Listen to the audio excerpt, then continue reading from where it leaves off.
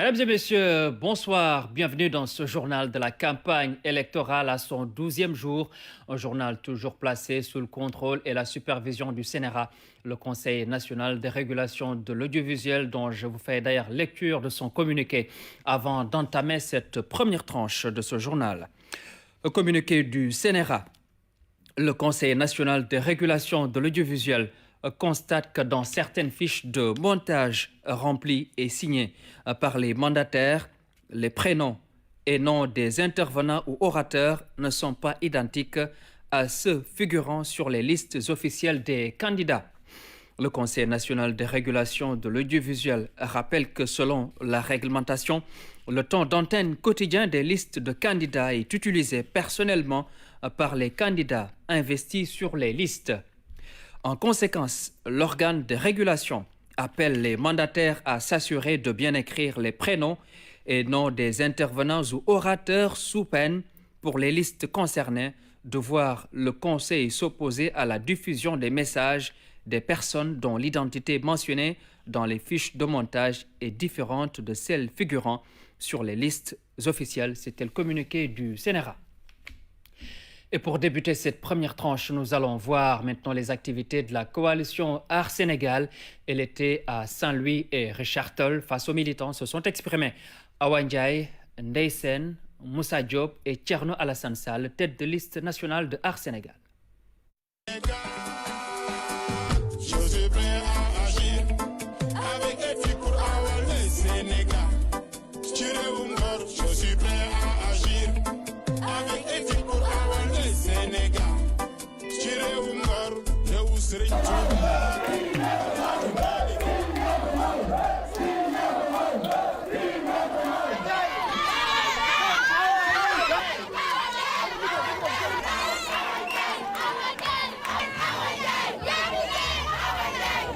lebal ngeen ma bor boo xamante ni incha allahu rabi dinaa leen ko fay. Sénégal Richard Toll bokk na ci yoo xamante ne économique Sénégal ci Richard Toll lay jógee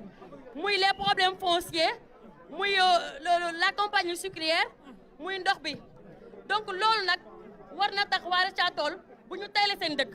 te bu ñuy xool Benno Bokk Yaakaar moo fi nekk ak Yewwi Askan Wi ñoo nekk ci commune de Richard Toll ñooñu raw gàddu la. kenn mënul cumuler 3 fonctions Amadou Mame Diop maire la DG la ba pare mënul nekk député donc moo tax da leen di jiite rek mais bu bàyyee da koy jox maire ñit ak bu jama. est-ce que di ngeen ko dénk jama looloo waral nag waa Richard Toll yëpp bañ foqati seen baat war ko jël jox ko doomu Richard Toll ku ma xam ni man dara ñoruma lu dul intérêt Richard Toll. di leen wax le 31 juillet incha allah yéen ñëpp ngeen génn massivement votel coalition Art Sénégal moom mooy guy gi moom mooy nataalu Thierno Alassane Sall bi ci nekk incha allahu rabbi ñu am majorité assemblée nationale. mooy déglu leen waxtaan yi ñuy waxtaan ci campagne électorale bi bu ngeen leen dégg ñëpp ñuy wax di ngeen ràññee ni Art Sénégal moo fi wax bu gën a tege wax bu gën a leer wax bi gën a dëppoog seeni problème ak indi ay solution ci problème yooyu. 31 juillet dañuy delloo askan wi baat bi buñ fi ñëw di naan ki nga xam ne dafa nekk député depuis 2014 de Richard Toll nekk maire depuis 2014 plutôt nekkoon fi député am fi ay ndombol tànk yu ne te musul taxaw certainement lu muy campagne électorale musul taxaw ci seen koñ yi ak seen gox yi musul xam seeni soxla bu présenté kooku waru leen ko mun a jox seen baat. yi fi jaaroon tamit ci élection yu wees wooteel ñoo xam ne xamu leen sax nga wooteel maire wala député boo xam ne xamoo kan mooy ndax da nga woote tur rek loolu tamit day indi rëcc yu metti ndax gis nañu maire yu bëri tey nuñ leen yoree amul changement donc nañu wootee ngir xam nañu Awa Ndiaye xam nañu Cheikh Oumar Sy xam nañu ñu nekk Art Sénégal gis nañ leen par le passé ñu ngi leen di gërëm di leen sant. moytu leen 5000 francs yi leen di jox di leen ger pour ngeen mën voteel lii di nga xamante mooy parti au pouvoir dama bëgg ngeen voteel lii di Art Sénégal ngeen xamante ni seen doom Ndeye Sène international si leen nekk Dieng si la nekk Passouri si la nekk sunu honorable député Moussa Diop mi si la nekk kon ma leen di ñaan ngir yàlla combat bi métti na lu nekk mën na ma ci fekk lu ne sama carrière lu ne xañas waaye Ndar jaral na ma ko lii di Sénégal jaral na ma ko dama bëgg nekk député boo xamante ni damay xeex ak yelleef damay xeex li nga xamante ni moom mooy ak yelleef bi nu war a jox sénégalais bi ak li nga xamante ni moom mooy doomu Ndar bi lanu war a jox ak yelleefam ndax nekk député dem assemblée di nelaw di seetaan ay poté mooy chou moo fi war a jeex ñun dañu war a dem xeexal sunu askan te si loolu la ñuy porté di wax Sénégal sa kaw sa kanam di wax ni ñun ñii ñu ngi nii taxaw ñun ñooy fula jom fit ak fayda dañuy dem ba jeex gaynde la ñu doon ci biir terrain bi moom la ñuy doon ci politique bu ñu doon bi ñu jublu nii du ñu daw du ñu ragal xoqatal du ñu fi jóge. coalition bii nga xam ni moom la ñu séq ak suñuy naataango suñuy mag suñuy nawle yoo xam ne dañ leen a nawloo démb tey soog a ñëw muy ki nga xam ne mooy Thierno Alassane Sall ki nga xam ne nee na booy wax pétrole ak gaz nekk ci wetam boo yoree almet boo moytuwul tàkk ndax da cee tàkk rip waaye député Cheikh Oumar Sy bii nga xam ne doomu Ndar la te fépp fu ñu mas a waga jaanee suuf wala intérêt askan wi mu jóg taxaw moom tamit yaakaar naa ni war nañu mën a delloo ku mel ni moom ca assemblée kon bu ñu bëggee am ay député yoo xam ne dañuy aar géeju Ndar aar nappu Ndar aar intérêt yi doomi Ndar yi ñu ngi leen di woo le 31 juillet incha allah ngeen voté la coalition Aar Sénégal jërë ngeen jëf. ci réewum Ngor je suis prêt à agir avec éthique pour avancer Sénégal ci réewum Ngor réewu Serigne Touba Alaaji Malick Boukounta Ndiassane ak Cheikhou. Et je vous donne son programme pour demain. Aar Sénégal sera dans les localités de Kébémer, Ngaye, Tivaouane et Thiès. Voyons à présent la coalition Yewwi Askan Wi. Elle était dans le département de Koungheul entre caravanes et rassemblements. Et c'est la tête de liste départementale El Hadj Guèye qui s'est exprimée au nom de la coalition.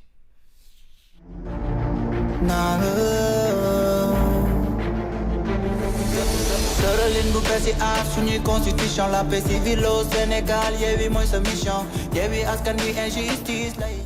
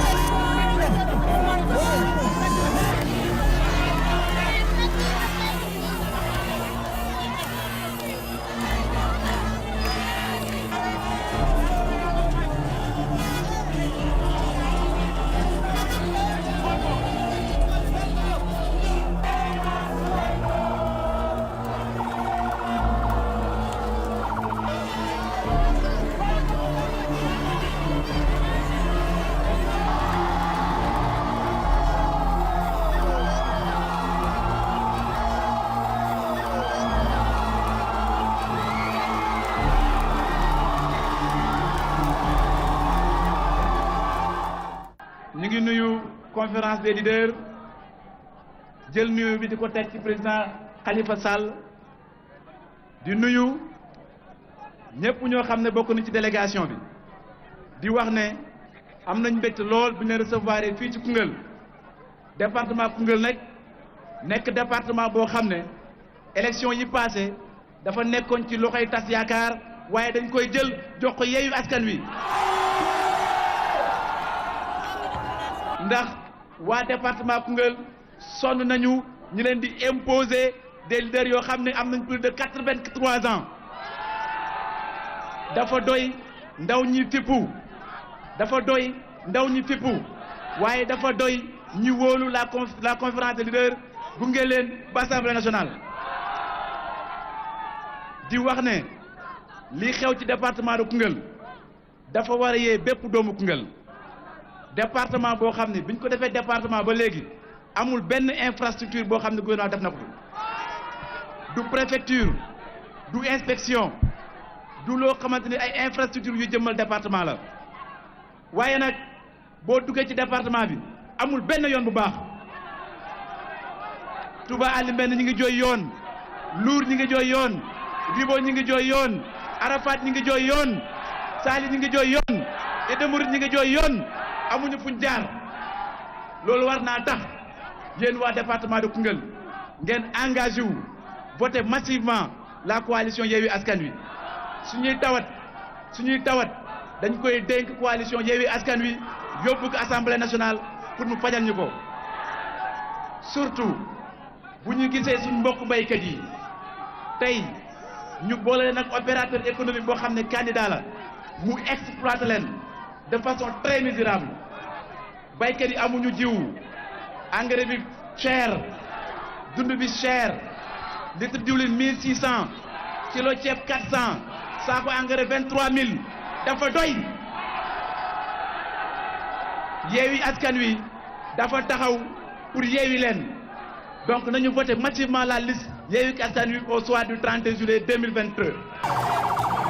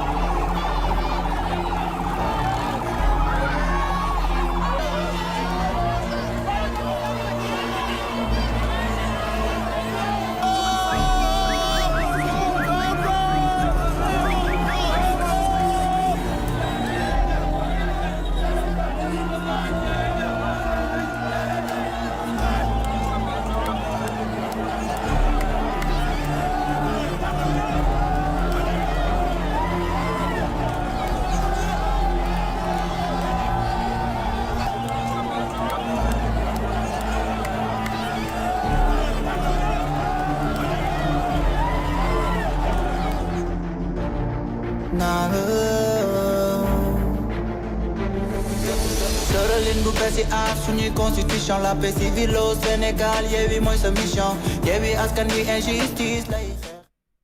Et pour demain, la coalition Yewwi Askan Wi sera dans le département de Linguère, mais également à Mbacké.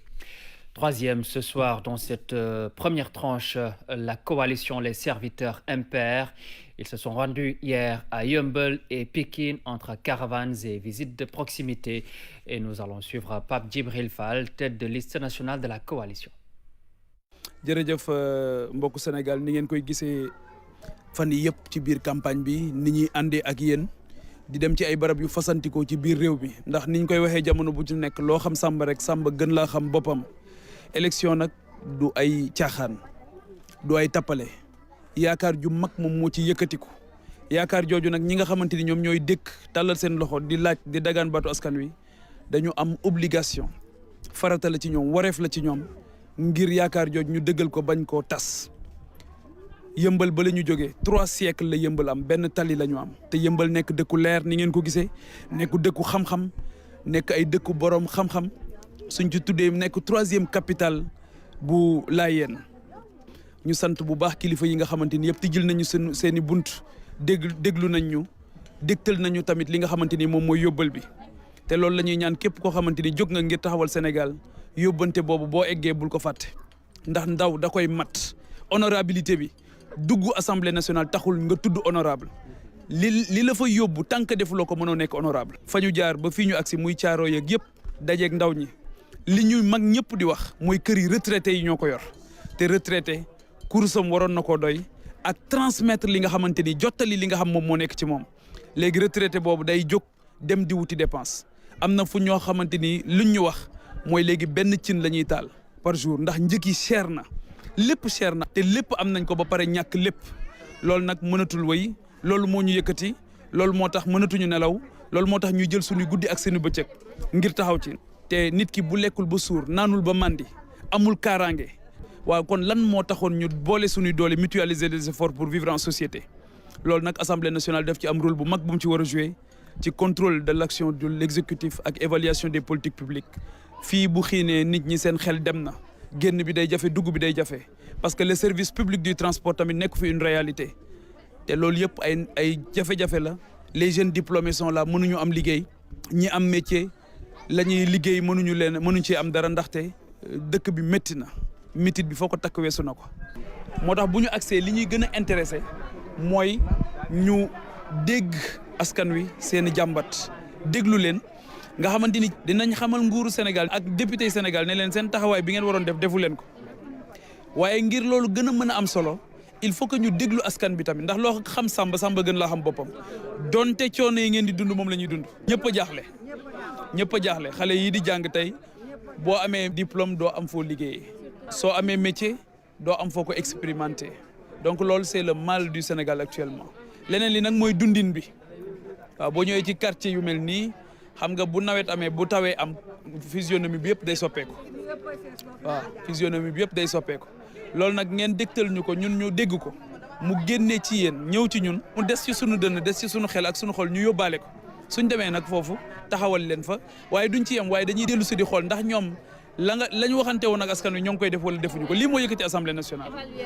évaluer ak contrôler l'action de l'exécutif évaluer les politiques publiques kon ñoo ngi leen di gërëm di leen sant yéen ñi nga xamante ni yéen ñuy topp di ñaan ngeen votel au soir du 31 juillet la coalition les serviteurs MPR dinañ nekk ay ndaw askan bi bu wér dinañ leen taxawal fële ci assemblée nationale pencum ndaw réew ma bu wér dinañ taxawaay boo xamante ni xam ngeen ne ay nit yu moom seen bopp ñoo fa nekk ay nit yoo xamante ni du ñu doon ndawal kenn ku dul ndawal askan bi te loolu moo ñu fa fas yéene yóbbu suba bu neexee sunu borom dinañ tàbbiwaat ci beneen barab boo xamante ni lenn rek moo ñu fay yóbbu mooy saafonteeg askan wi déglu leen ñu dégtal ñu seen i kaddu ñu dékk leen li nga xamante ni moom mooy sunu ëmb ñu def ci li nga xamante ni moom mooy sunu seen i jafe-jafe ñu daal di koy yóbbu nag assemblée nationale ne ko bécc ci kanamu gouvernement bi daal di leen di fàttali li nga xamante ni moo taxoon ñu fal leen ku fàttali la fal nag booy folleeku doo ko yëg te fi mu ne nii folli wuñ leen sax waaye génn nañ leen ci xol yi ndax yëg nañ ne taxawatuñ leen ñoo ngi leen di gërëm bu baax di leen sant jërë ngeen jëf.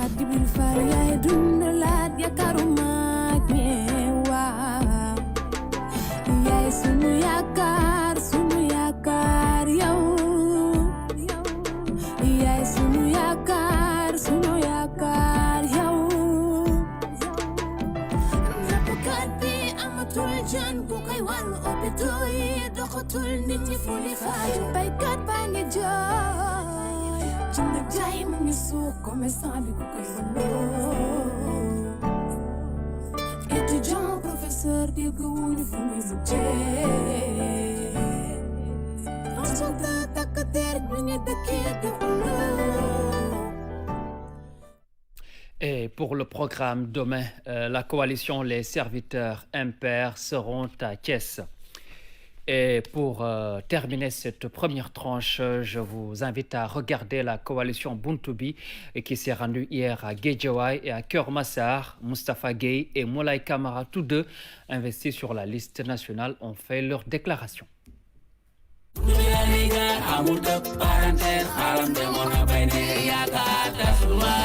buntu bi la ñuy jaar amul tëb palanteer assemblée dañ cee fier dañuy gagné sans guerre dem toog sunu kër amul xulloo amul xeex. asalaamualeykum wa rahmatullah yéen waa Sénégal fu ngeen fi mën a nekk du ñu dégg xam leen ne tey ñu ngi ci mbëbës nag c'est un phénomène c'est un fléau mbir la moo xam ne waxuma Sénégal mais lëmb na àddina. Communauté européenne Banque mondiale Fonds monétaire international wax nañu ci du benn du ñaar du ñett ba ko Senghor di jële fii le lac Mbëbës c'était le lac salé qui a le meilleur sel en Afrique occidentale. Senghor moo ko sacrifié jële ko fi lac bi nag dafa am ay dérivés yu bëri yu kenn yu négatif mooy la zone des Niayes fi la ñuy béyee tout le maraîcher yuy dem dans le Sénégal fii la ne su nappe souterraine bi moo koy arrosé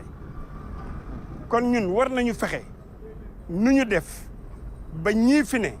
ñu jëlee leen fi ci ay projet de loi yoo xam ne bu ñu voteelee ñu tëgg projet de loi yoo xam ne daañu fi jëlee Mbëbës man sama projet de société Yeumbeul Nord suñu ko jëloon ñu jël sama équipe ñu teg leen ci mairie bi kon sunu mbalit dootul ñëw Mbëbës parce que compétence yi tax l'humide du ñëw Mbëbës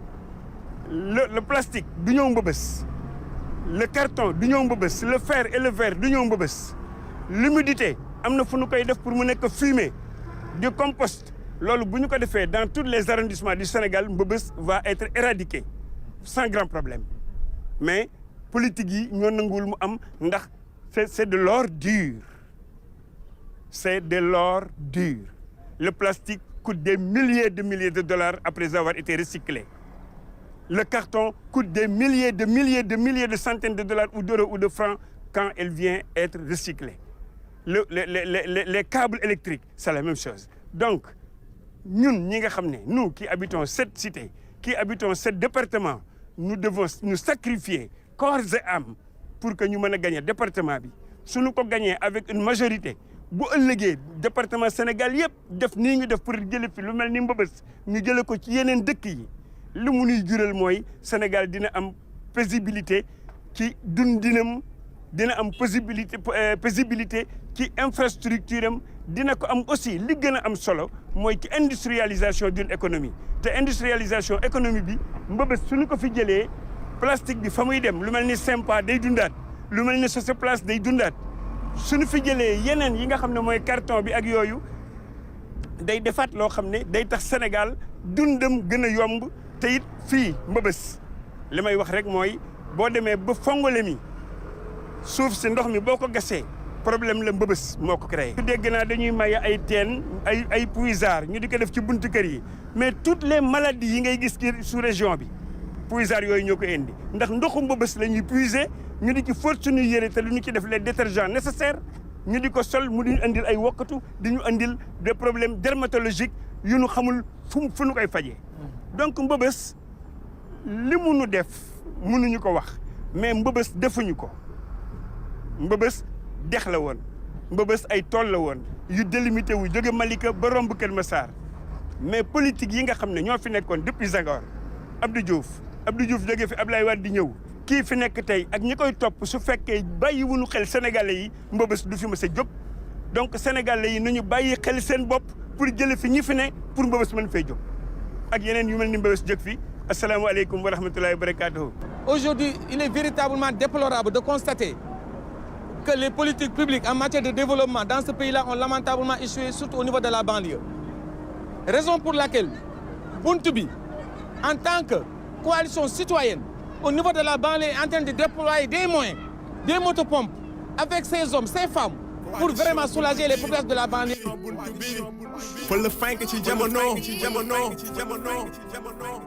fas yéene jël ndam li dem assemblée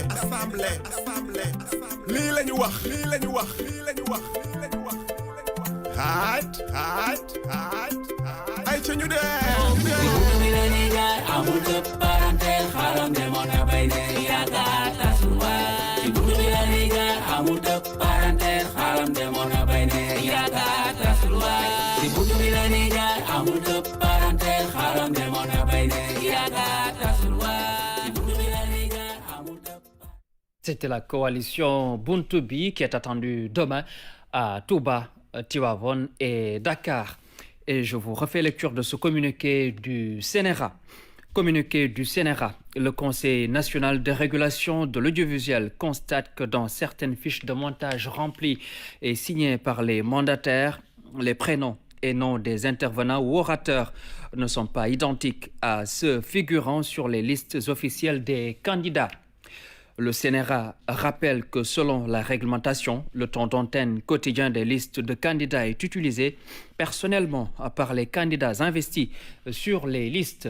En conséquence, l'organe de régulation appelle les mandataires à s'assurer de bien écrire les prénoms et noms des intervenants ou orateurs sous peine pour les listes concernées de voir le Conseil s'opposer à la diffusion des messages des personnes dont l'identité mentionnée dans les fiches de montage est différente de celle figurant sur les listes officielles. C'était le communiqué du CNRA.